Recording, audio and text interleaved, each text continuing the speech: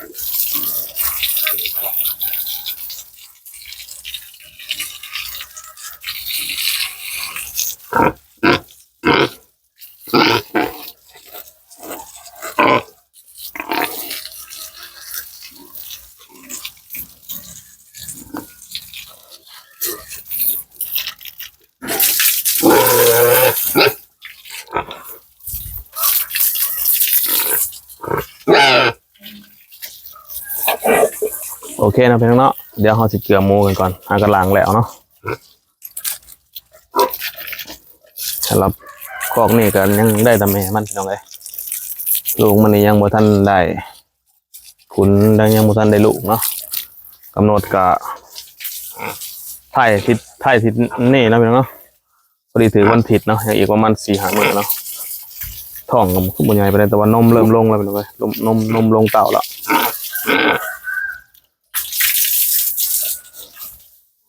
เดี๋ยวสิให้เบิ่งนมข้างหลังเนาะเป็นไรก็มันนึงมันจะเปื่อนๆหมด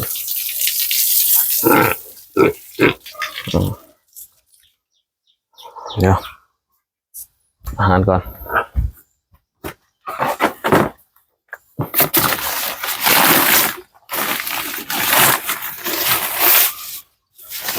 สำหรับแม่ไก่สิได้ลูกเป็นให้อาหารสดนะพี่น้องเนาะ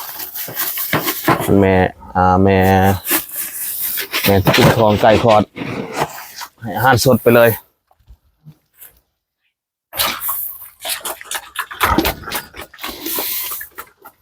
กันแม่แบบถือผ้าอยู่เนี่ยมันปวดทำ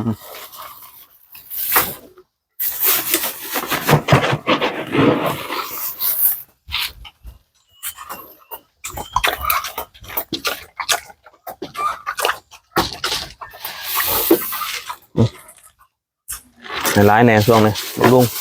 อยากให้ลูกมันใหญ่เดี๋ยวเอามาเบิ่งทองกันพี่น้องบ้านทองหมูเนาะ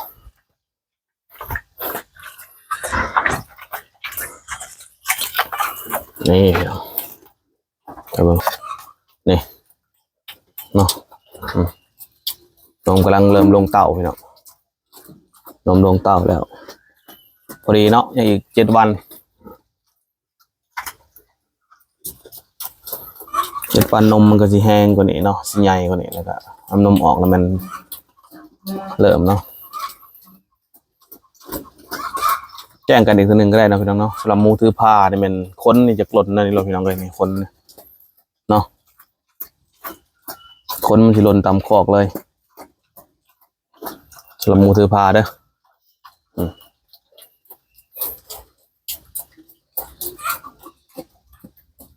นมลงแล้วพี่น้องเริ่มลงแล้ว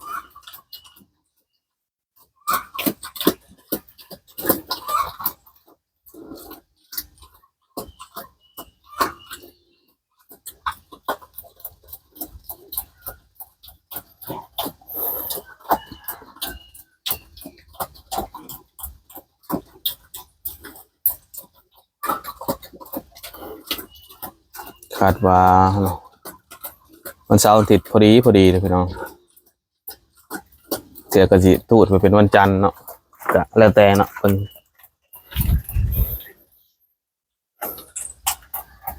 นี่เนาะด้านหลังเนาะเริ่มบวมพี่น้องนี่หลังเริ่มบวมหมูถือพามตรงแนวนี้เนาะพี่น้องเนาะประมาณ3 เดือนนะยัง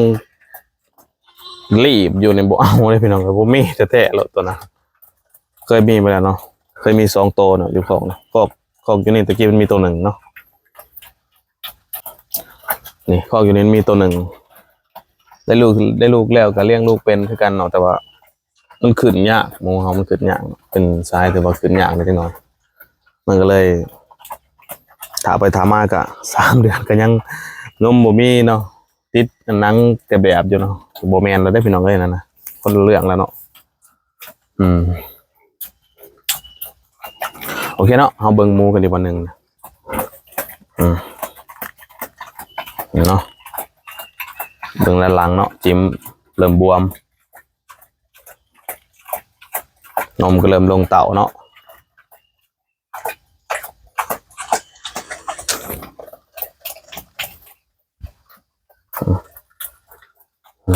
นมลงเต่าเนาะ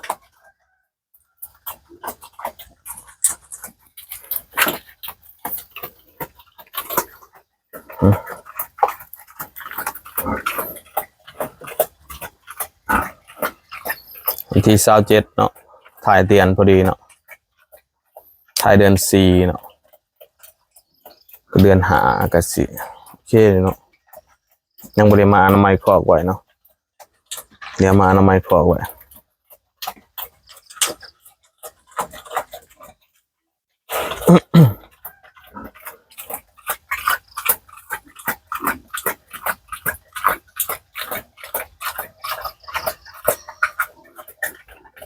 โอเคนะพี่น้องเนาะ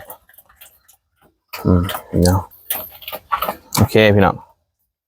นี่เนาะเราคอยเนาะวันที่27มาลุ้นน้ำกันอีกเทื่อนึงว่ามันสิมีจักดอกให้เฮาเนาะหรือว่ามันสิเป็นอะไรก็ติดตามกันอีกบัดนึง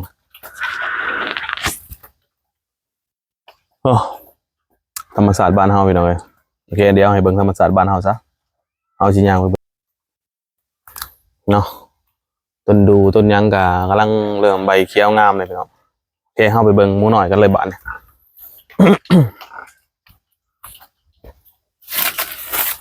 เนี่ยใส่เหยื่อ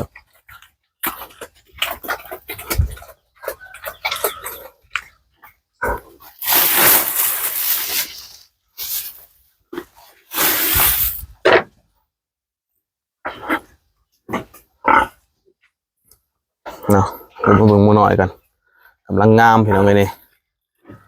รูหลอกซ้ายแท้เฮานี่กำลังตรงนี่โอ้ยเนาะเบิดอาหาร7 สอบพี่น้องเลยนี่ยังบ่ทันเบิดตัวละสอบเด้อเบิดอยู่7 สอบเด้อซ้ายหลอกเฮาโอ้งามบ่มันขี้ลายได้นี่ครับต้มได้ลูกใหม่จะมาขี้ลายตายจังเนาะ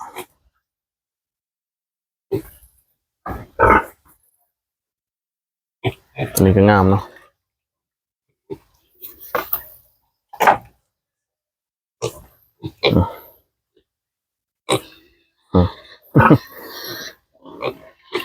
ใส่ล็อกเกอร์เฮา เนาะ12 ดอกอยู่นี่โอ้งามหลายสิซ้ำกันหมดแหละตอนนั้นน้อยใหญ่เกินกันแห้งเติบมาบัดนี้คือสิซ้ำกันเนาะตัวนี้ก็คุ้นได้ประมาณเดือนหนึ่งเลยพี่น้องเอ้ยคุ้นได้เดือนหนึ่งแล้วมีแต่ตัวงามๆมีแต่ตัวพี่ๆเหลือแมบๆเนาะตัวนี้สำหรับอาหารนี่แม่นฟาร์มฟีดเด้อพี่น้องเด้ออาหารฟาร์มฟีดอาหารเวียดเนาะขอสปอนเซอร์นะ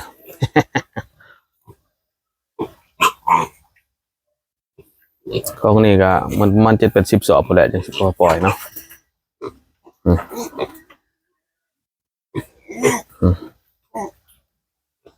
เนาะ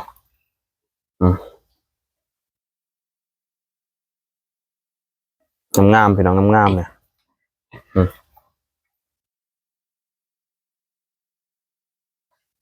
ก็ย่อยอยู่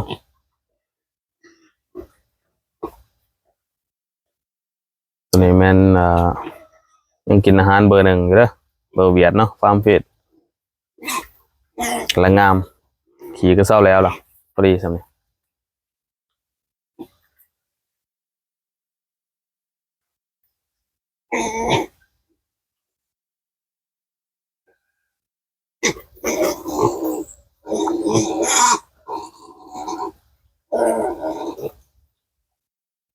โอเคนะเพียงเนาะถือว่างามหลายนะเพียงเนาะส่วงนี้กำลังเบ่งเนาะกินอาหารเบอร์หนึ่งอยู่เบิดตัวละเบิดตัวนี่ฮะก็เบิด7 สอบเพียงเด้อ7 สอบ28กำลังเอามาเนาะนี่ยังบ่เบิดเนาะฝากติดตามนะเพียงเนาะฝากติดตามทั้งคุณลูกเลยก็แม่พันธุ์เฮานะเพียงเนาะเอาไปอีกแม่หนึ่งเนาะสำหรับมงคลตัวนี้ก็เอาไปสำนีก่อนเนาะได้ให้เบิกอีกวันหนึ่งอีกซะเนาะแม่มันสีแดงเนาะแม่หลอกลูกก็หลอกบัดทีบเลยบาดหลอกเจอหลอกก็พี่น้องนะออกมาเป็นหลอกกำลังสอง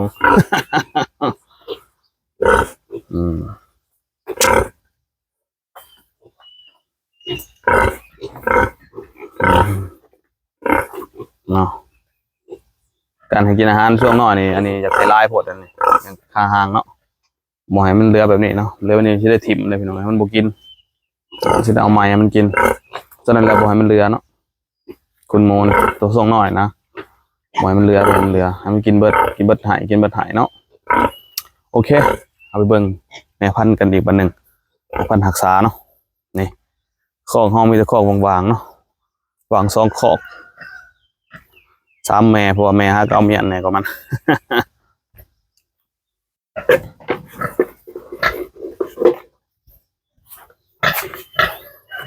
ตัวนี้แมนปนห้ำเลย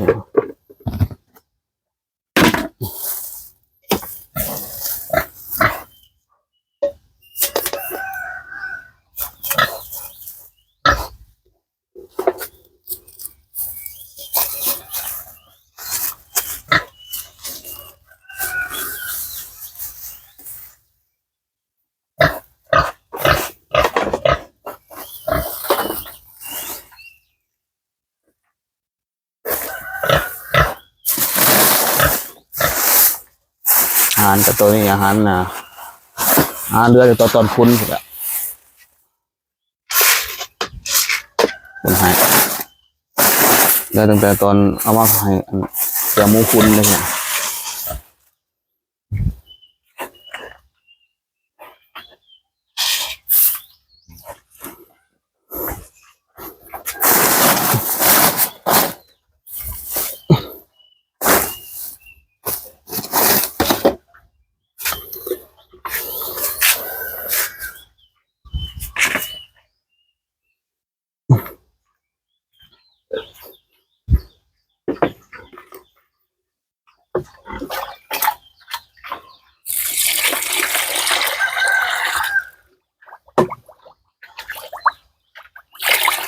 ่ยคนทำ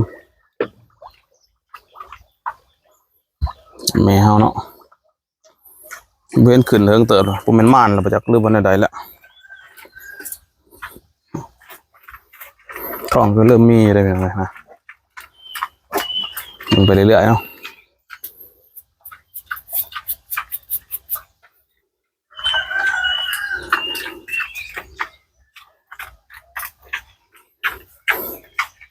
ตัวนี้ก็เอาลองเบิ่งแหล้วเนาะเป็นหมูสามสายไปเนาะ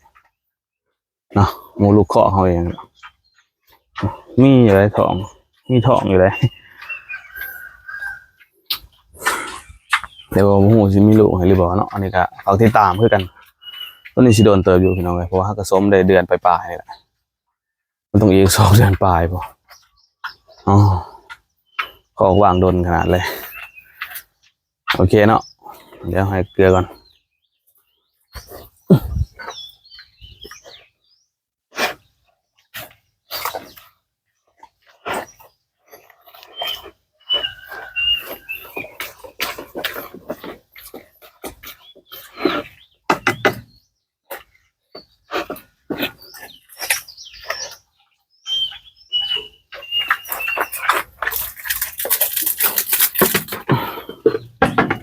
กินทำเนาะ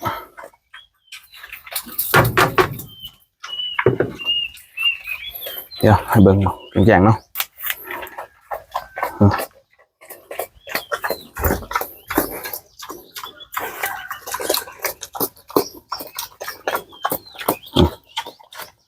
กินทำคนท้องมีอยู่ไหนมีท้องอยู่น้อยหนึ่งสมเดือนปลายแล้วเนาะมีท้องไวแท้